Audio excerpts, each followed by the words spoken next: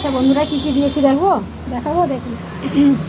দিয়েছি হলো আপনার চিংড়ি, কাঠি কচু, একটু কাঁচা লঙ্কা, আর যে পোস্ত বাটলাম সকালবেলা 2 প্যাকেট পোস্ত, এইটুকুনি হয়েছে। সেই পোস্ত জলটা ধুয়ে দিতে গেছি, পোস্ত তো অনেক দাম, তাই জন্য একটু জলটা বেশি হয়ে গেল। আর হলো আপনার সেই লাউ শাক, কচি কচি পাতা, মায়ের জন্য রেসিপি করছি। এটা কিন্তু খেতে খুবই সুন্দর লাগে। এটা যদি মাখিয়ে আপনি ইয়েতে কোনো কন্টেনারে বা কোনো কিছুতে দিয়ে দেন, খেতে কিন্তু হেভি লাগে। গরম গরম ভাতে কালো জিরে দিয়ে দিয়েছি, তেল দিয়ে দিয়েছি। একটা ফোন এলো, ভিডিওটা আগের প্রথম থেকে সব কেটে গেল, তাই জন্য আবার নিয়ে দেখালাম। দেখুন, এটা কিন্তু মজে যাবে আর সব সেদ্ধও হয়ে যাবে, সুন্দর লাগবে খেতে গরম ভাতে, একদম দুর্দান্ত ফাটাফাটি। এই মাখিয়ে রেখে দিলাম, এদিকে চিকেনটা হয়ে যাক, তারপরে আমি দেখাচ্ছি আপনাদের কেমন হবে। আজ আবার দেখেন কচুলতি বানাচ্ছি, এই জন্য একটু অন্যরকম দেখালাম। চিংড়ি মাছের লেবু দিয়েছি, হলুদ আর লবণ সব দিয়ে দিয়েছি, কাঁচা লঙ্কা একটু বেশি দিয়েছি। এটাও মাখিয়ে রেখে দিই করতে করতে। আজকে পরিমাণে অনেকটাই চিংড়ি আছে, বড় বড় চিংড়ি তো ছাড়িয়ে নিয়ে কেটে নিলেই।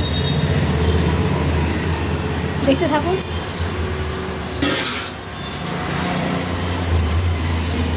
একটু কালো জিরে দিয়ে দিলাম,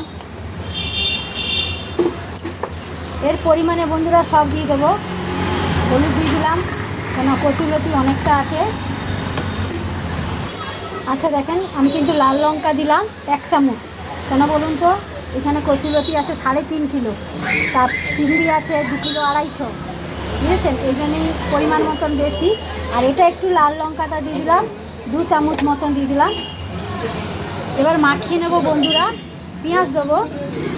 আচ্ছা দেখেছেন, আমি কিন্তু এগুলো সব দিয়ে দিলাম। এবার দিলাম পেঁয়াজ একটু বেশি, কেন আজকে কিছু দেবো না, তাই জন্যেই মাখিয়ে রাখতে হয়। এটা আধা ঘন্টা মাখিয়ে রেখে দিলে এটা কিন্তু খুব সুন্দর মজে যায়।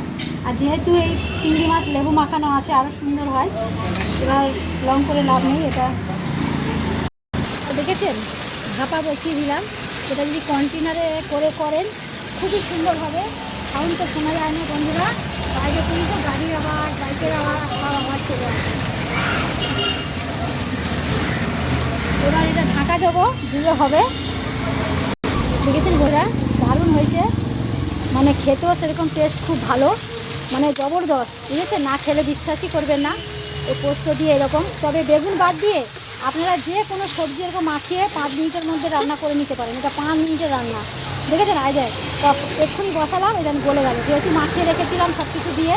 দুর্দান্ত, ভাত 1 থালা লাগবে খেতে, একদম সত্যি। বিশ্বাস না হলে একদিন করে যদি থাকে করে খেয়ে দেখবেন। আর যদি গাছ থাকে তো আরোই অসুবিধে নেই, আগা আগা পাতা নিয়ে করে খেয়ে দেখবেন, একদম ফাটাফাটি রেসিপি, দুর্দান্ত। এবার অন্যটা বসায় দেখাই বন্ধুরা। মাখিয়ে নিয়েছি, দেখেছেন, মাখিয়ে আধা ঘন্টার বেশি হয়ে গেল সব রান্না করতে করতে। এবার দিচ্ছি তেল, অল্প দিয়েছি, কেন মাখানোর সময় আজকে তেল দিইনি। এবার ঢেলে নিলাম, দেখেন 1 কড়া হয়ে গেল। রান্না হয়ে গেলে 1 কড়াটা এইটুকুনি হবে, দেখবেন, দেখতে থাকুন। আর কিছু কিন্তু দেবো না, সব দেওয়া আছে, আর একদম কিছু দেবো না। আজকেও কাঁচা বানাচ্ছি, ওই জন্য আগে একটা রেসিপি তুলে নিলাম। দেখেছেন বন্ধুরা, আমার কিন্তু লং হবে বলে আমি একদম করে নিলাম। আর আজকে কিন্তু দেখেন 1 কড়া জিনিস হয়ে গেছে, একদম একটুখানি।